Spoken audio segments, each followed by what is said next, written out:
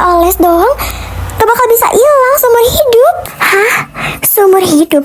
Serius, El? Emang ada lip tint kayak gitu? Iya, nih lihat. Katanya cuma sekali oles, warnanya langsung nempel permanen.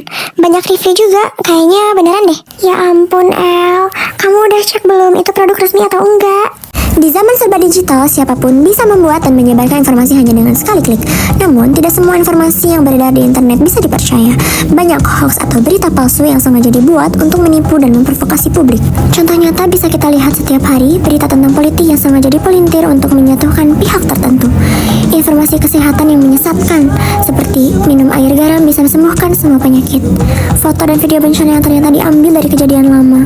Kalau kita tidak melakukan verifikasi informasi, kita bisa tertipu dan ikut menyebarkan kebohongan, merugikan diri sendiri dan orang lain, menyebarkan kebencian dan kepanikan di masyarakat.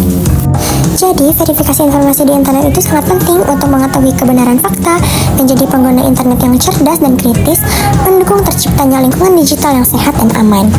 Berikut langkah-langkah sederhana yang bisa kamu lakukan untuk memastikan informasi yang kamu temukan itu benar. Pastikan informasi berasal dari media resmi, lembaga pemerintah, atau organisasi yang kredibel, misalnya detik.com, kompas.com, Kemkes, Go.id, dan lainnya. Cek apakah penulis punya keahlian dan reputasi di bidangnya. Informasi lama juga bisa menyesatkan jika disebarkan ulang tanpa konteks.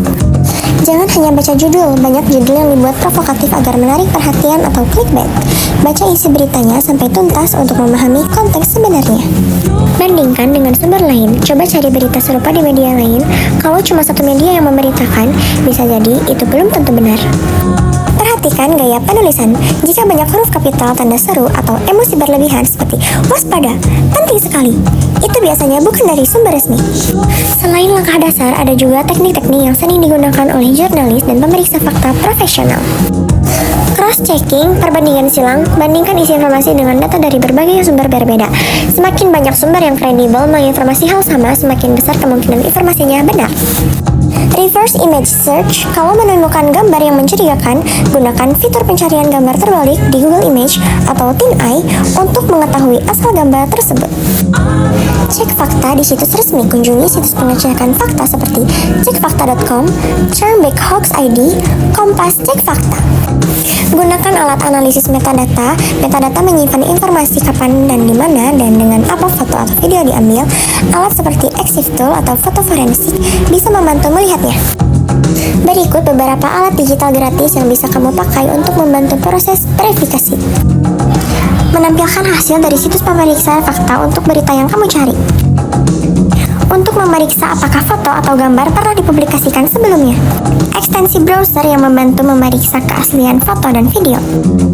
Untuk mendeteksi manipulasi pada gambar, misalnya bagian yang diedit atau digabungkan. Situs global dan lokal yang memverifikasi berita viral dan klaim yang beredar di internet. Aplikasi Indonesia yang memudahkan kamu melaporkan dan mengecek hoax. Berikut contoh konten yang bisa diverifikasi. Misalnya ada postingan di media sosial yang bilang akan terjadi gempa besar minggu depan. Verifikasi ke situs resmi seperti BMKG untuk memastikan kebenarannya. Sebuah foto menunjukkan banjir besar di Surabaya, tapi ternyata itu foto dari Vietnam tahun lalu. Bisa diverifikasi dengan Google Reverse Image Search.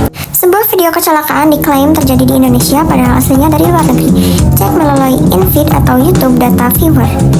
Kadang ada gambar toko publik dengan teks kutipan yang belum tentu pernah ia ucapkan. Cek langsung dari akun resmi atau rekaman sumber aslinya. Berita yang aku ambil untuk diverifikasi yaitu Microsoft resmikan cloud region pertamanya di Indonesia untuk dorong ekonomi AI. Microsoft resmi meluncurkan wilayah cloud pertama di Indonesia bernama Indonesia Central untuk mendukung transformasi digital dan teknologi AI. Investasinya mencapai $1,7 miliar AS. Hasil verifikasi